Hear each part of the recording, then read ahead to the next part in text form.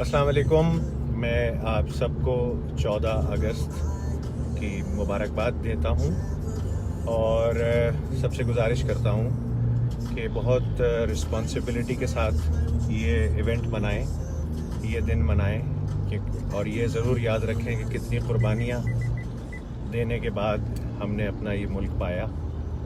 और जो लोग हिजरत करके आए उनकी कुर्बानियों को याद रखना, जो अपना सब कुछ छोड़ के आए वो याद रखना, उस पे बात करना हम सबका फ़र्ज़ बनता है। और आप सबसे मेरी गुजारिश ये है कि 2 मिनट 3 मिनट के या 5 मिनट तक के छोटे वीडियोस बनवाइए अपने उन रिश्तेदारों के जो कि हिजरत जिन्होंने की,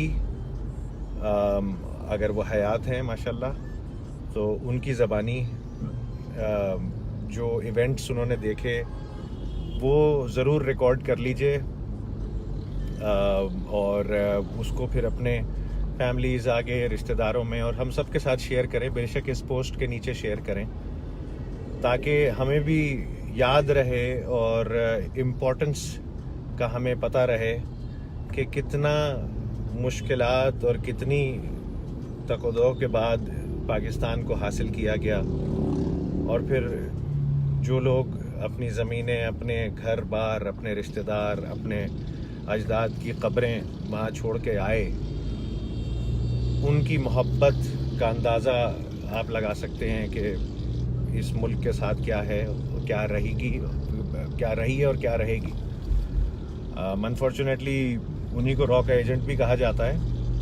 तो हमारा फ़र्ज़ बनता है कि हम जो ये कहानियाँ जानते हैं हिजरत की ख़ास तौर पे, वो कहानियाँ रिकॉर्ड करें, सेव करें और उनको शेयर करें और एक ट्रेडिशन बनाएं कि हर 14 अगस्त को हम लोग अपने जो बुज़ुर्गवार हैं जो कि इससे गुज़रे हैं उनकी स्टोरीज़ को कैप्चर करें और उनको हम ज़िम्मेदारी से आगे तक पहुंचाएं ताकि सब लोग इससे मुस्तफ़ीद हो सकें। पूरा पाकिस्तान, जिन्होंने ज़ाहिर है पाकिस्तान के लिए कोशिशें की लेकिन वो अमल नहीं किया जो अमल महाजरीन ने किया था, उर्दू स्पीकिंग, जो कि वहाँ से आए थे पाकिस्तान, तो उनका आइडेंटिफाई करना, उनकी इस कुर्बानी को रिकग्नाइज़ करना हम सबका फ़र्ज़ है। तो मेरी आप सबसे गुजारिश कि ये छोटे वीडियोस बनाइए और उनको बना के अपलोड करें और शेयर करें और फिर उन कहानियों को लोगों तक पहुंचाएं। बहुत बहुत शुक्रिया। अस्सलाम।